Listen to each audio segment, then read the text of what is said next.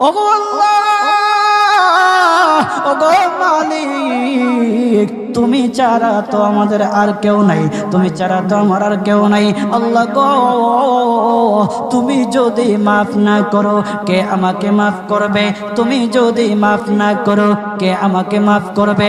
তুমি যদি আমাকে মাফ করো তাহলে তোমার কোনো দিকে কমবে না, তুমি যদি আমাকে মাফ না করো তোমার কোনো দিকে বাড়বে না।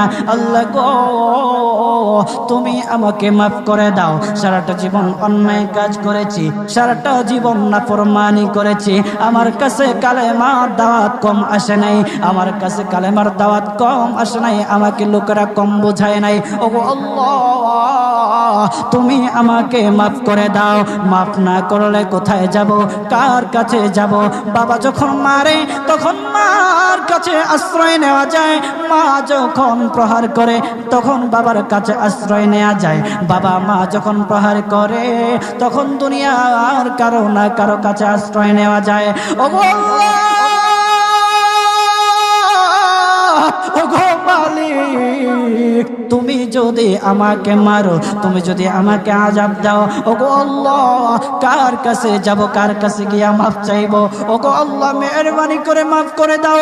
এইরকম কান্না করতেছে, কান্না করতেছে, চোখের পানি তার এমন ভাবে পড়তেছে, দাড়ি ভিজতেছে, দাড়ি ভিজে জমিনের মধ্যে চোখের পানি পড়তেছে, কান্না করতেছে। বান্দাটা কান্না করতে করতে করতে করতে আমার আল্লাহর কাছে এমন গ্রহণযোগ্যতা অর্জন করেছে, মহান আল্লাহ রব্বুল আলামিন তার ডাকে সাড়া দিয়া তার জিন্দেগির সব গুনাহ মাফ করে দিয়েছে।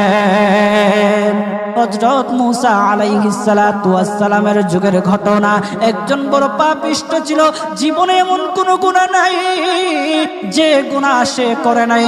তার গুনার প্রতি অতিষ্ঠ হইয়া, মানুষ তার গুনার প্রতি অতিষ্ঠ হইয়া গ্রামের লোকেরা তাকে হাত পা বেঁধে জঙ্গলের মধ্যে ফেলে দিয়ে আসে। জঙ্গলের মধ্যে থাকতে থাকে, কিছুদিন থাকার পর মালাকুল মউত যখন তার সামনে এসে উপস্থিত, এর আগ মুহূর্তে সে বান্দা আল্লাহর কাছে ডেকে ডেকে বলতেছে, ওগো মালিক, তুমি ছাড়া তো আমাদের আর কেউ নাই, তুমি ছাড়া তো আমার আর কেউ নাই। আল্লাহ গো, তুমি যদি মাফ না করো কে আমাকে মাফ করবে? তুমি যদি মাফ না করো কে আমাকে মাফ করবে? তুমি যদি আমাকে মাফ করো তাহলে তোমার কোনো দিকে কমবে না, তুমি যদি আমাকে মাফ না করো তোমার কোনো দিকে বাড়বে না। আল্লাহ গো, তুমি আমাকে মাফ করে দাও। সারাটা জীবন অন্যায় কাজ করেছি, সারাটা জীবন নাফরমানি করেছি, আমার কাছে কালেমার দাওয়াত কম আসে নাই, আমার কাছে কালেমার দাওয়াত কম আসে নাই, আমাকে লোকেরা কম বোঝায় নাই। ওগো আল্লাহ, তুমি আমাকে মাফ করে দাও। মাফ না করলে কোথায় যাব, কার কাছে যাব? বাবা যখন মারে তখন মার কাছে আশ্রয় নেওয়া যায়, মা যখন প্রহার করে তখন বাবার কাছে আশ্রয় নেওয়া যায়, বাবা মা যখন প্রহার করে তখন দুনিয়ার কারো না কারো কাছে আশ্রয় নেওয়া যায়। ওগো আল্লাহ, ওগো মালিক, তুমি যদি আমাকে মারো, তুমি যদি আমাকে আযাব দাও, ওগো আল্লাহ, কার কাছে যাব, কার কাছে গিয়া মাফ চাইবো? ওগো আল্লাহ, মেহেরবানি করে মাফ করে দাও। এইরকম কান্না করতেছে, কান্না করতেছে, চোখের পানি তার এমন ভাবে পড়তেছে, দাড়ি ভিজতেছে, দাড়ি ভিজে জমিনের মধ্যে চোখের পানি পড়তেছে, কান্না করতেছে।